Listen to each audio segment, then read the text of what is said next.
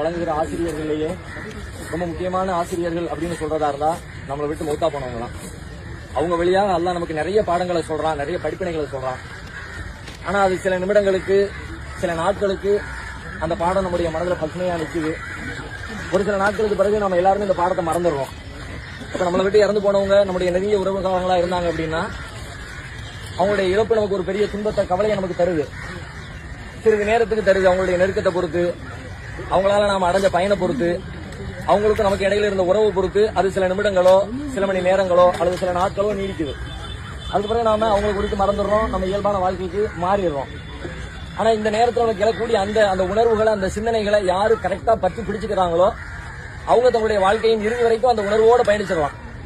நாம அந்த பற்றி பிடித்தல் தான் பல பேருக்கு தவிர்க்க முடியாத, சாத்தியப்படாத ஒன்னா இருக்குது. இந்த மரண நேரத்தின் வழியாக அல்லாஹ் நமக்கு சொல்லக்கூடிய பல செய்திகளை, முக்கியமான ஒரு செய்தி என்னன்னு கேட்டா, இந்த உலகம் நிலையானது நினைக்காதீங்க, அவ்வளவுதான். இந்த உலகம் போனவங்க நமக்கு சொல்ற முக்கியமான செய்தி அவ்வளவுதான். நாங்க போயிட்டோம், அவ்வளவுதான். நாங்க முன்னாடி போயிட்டோம், நீங்க எல்லாம் பின்னாடி வர போறீங்கன்ற செய்தியை தான் நமக்கு அவங்க சொல்லாம சொல்லிட்டு போயிருக்காங்க. இந்த செய்தி தான் நமக்கு இறைவன் திருமறை குர்ஆன் வழியாக சொல்லுகிற மிக முக்கியமான ஒரு செய்தி. இந்த செய்தி நம்மளோட உள்ளத்துல ஆழமா பதிஞ்சது அப்படின்னா இன்னைக்கு நம்ம வாழ்ந்துட்டு இருக்கிற வாழ்க்கையில ஒரு பெரிய மாற்றம் வரும். அந்த உணர்வு இல்லாத காரணத்தினாலதான் இந்த உலக வாழ்க்கையில நம்ம எவ்வளவோ சண்டைகள், பூசல்கள், மனக்கசப்புகள், போட்டிகள், பொறாமைகள், கர்வம், ஆணவம், நீனா நானா, எத்தனையோ வகைகள் குடும்பத்தில இருந்து, சமூகத்தில இருந்து, அமைப்புகளுக்கு மத்தியில இருந்து, நாம செய்யக்கூடிய தொழில்துறைகள்ல இருந்து, நாம சந்திக்கக்கூடிய மனிதர்கள்ல இருந்து, எல்லா இடங்களிலும் ஒரு வகையான போட்டியும், ஒரு வகையான இருக்க மனப்பான்மையும், ஒரு வகையான பொறாமையும், கர்வமும், ஆணவமும் உலகம் முழுவதும் அப்படி தலைவரிச்சு ஆடு. ஆனா அந்த ஆணவம்லாம் உள்ள போச்ச பிறகு எங்க போச்சு அந்த ஆணவம்லாம்? அதையும் சேர்த்து தானே முன்னோர் போயிச்சிருக்கிறோம். ஒரே ஒரு வசனம் திருக்குறான், இந்த ஒரு வசனத்தை நீங்க இந்த மனசுல ஏந்திக்கீங்க. அதை உங்களுடைய இந்த நாள் முழுக்க நீங்க சிந்தித்து பாருங்க. உண்மையிலே அந்த வசனம் சொல்லக்கூடிய செய்தியை நாம மனசுல ஏந்திக்கிட்டோம் அப்படின்னா இப்ப நமக்கு ஏற்படக்கூடிய உணர்ச்சி இருக்கு பாத்தீங்களா?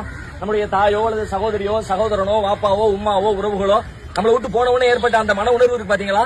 அது அல்லாஹ்வுடைய கிருபையினால தொடர்ந்து கடைசி வரைக்கும் நமக்கு நீடிக்கும். அல்லாஹ் சொல்றான், இன்னமா மஸலுல் ஹயாத்தி துன்யா. இந்த உலக வாழ்க்கைக்கு உதாரணம் என்ன தெரியுமா? இந்த உலக வாழ்க்கைக்கு நாம எவ்வளவு உதாரணம் சொல்றோம். உலக வாழ்க்கை எப்படிப்பட்டது, அப்படிப்பட்டது, அது ரொம்ப சிறப்பானது, அது ஒரு பெரிய போராட்டம், அது ஒரு பெரிய போட்டி, அதுல யாரு ஜெயிக்கிறான்னு பார்க்கணும், இப்படி நிறைய நம்ம உதாரணங்களை சொல்றோம். அல்லாஹ் படைச்சவன் சொல்ற ஒரு உதாரணத்தை பாருங்க. இன்னமா மஸலுல் ஹயாத்தி துன்யா. இந்த உலக வாழ்க்கைக்கு உதாரணம் என்பது கமாயின் அன்ஸல்நாஹு மினஸ் ஸமா.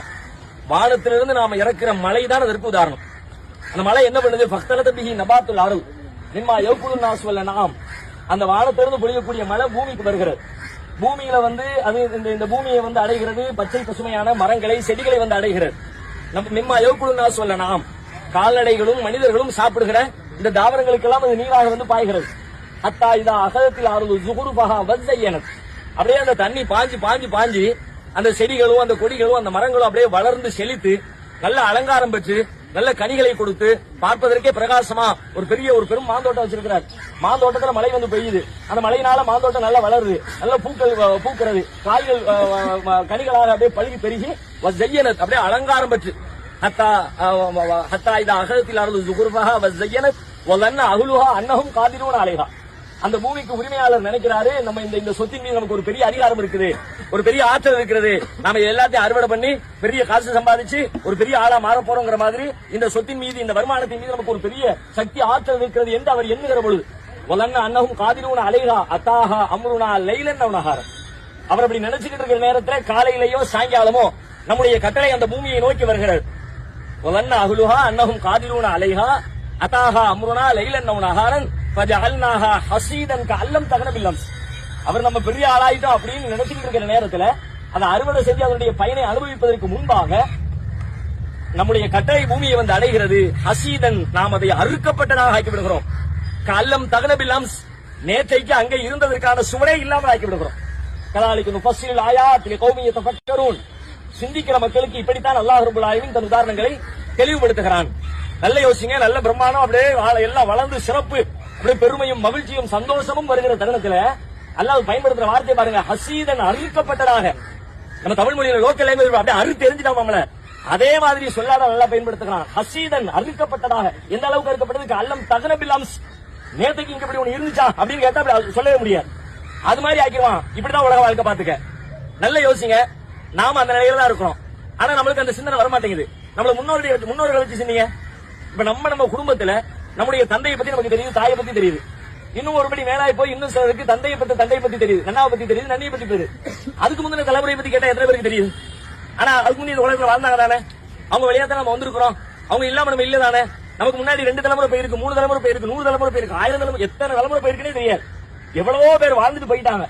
இப்ப நம்ம கடைசியா மிச்சம் இருக்கிறது நாம.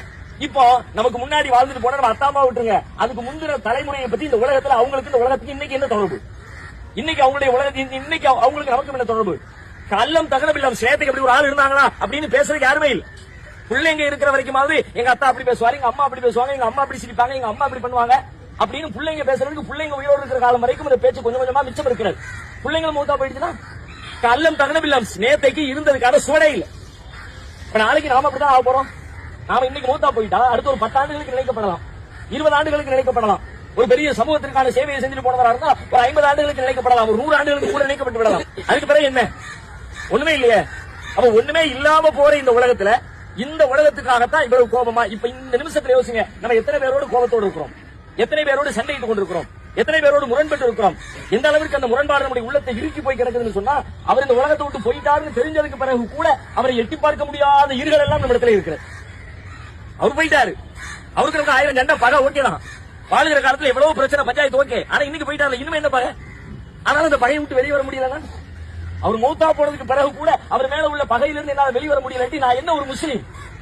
நபிகளார் சொல்றாங்க, லா தஹாசது வலா தபாகது வலா ததாபரு வகூனு இபாதல்லாஹி இஹ்வானா.